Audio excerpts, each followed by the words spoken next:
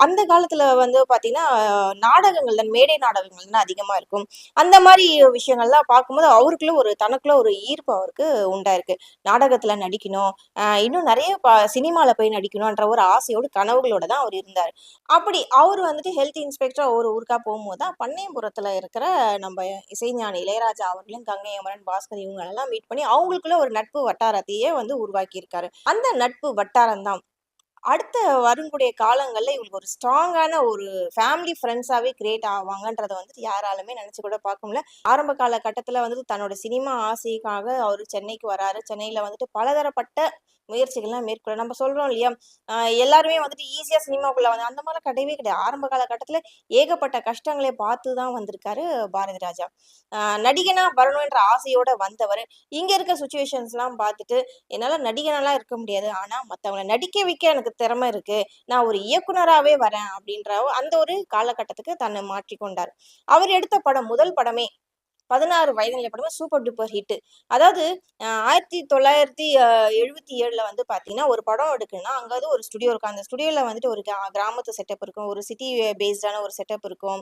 ஆ police station இருக்கும். அதுக்கப்புறம் high court இது எல்லாமே அந்த ஸ்டுடியோக்குள்ளேயவே இருக்கும். அங்கேயே போயிட்டு நம்ம என்னென்ன சீன் வேணும்ன்றத டைரக்டர்ஸ்லாம் எடுத்துருவாங்க. நடிகர்லாம் நடிப்போம். ஆனா, தன்னோட முதல் படத்திலேயே ஒரு கட்டத்துக்குள்ள அடைஞ்சிருக்க இந்த சினிமா ஃபீல்ட வெளியில கொண்டு வந்துட்டு, வெளி உலகத்துல காட்டலாம். வெளி உலகத்துல எவ்ளோ இருக்கு.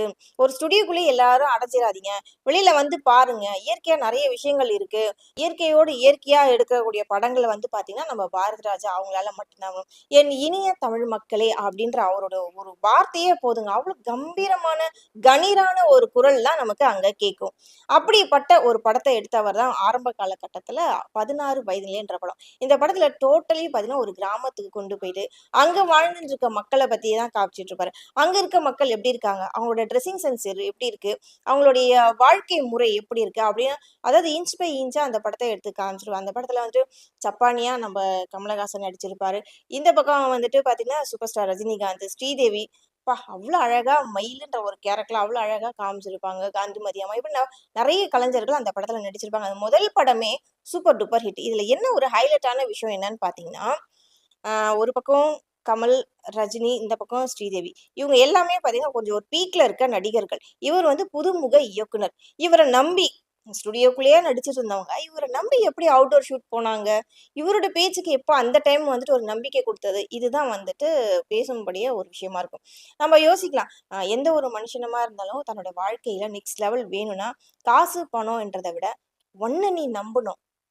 உனக்குள்ள உள்ள திறமை இருக்குன்று உன்ன நீ நம்பணும். உன்ன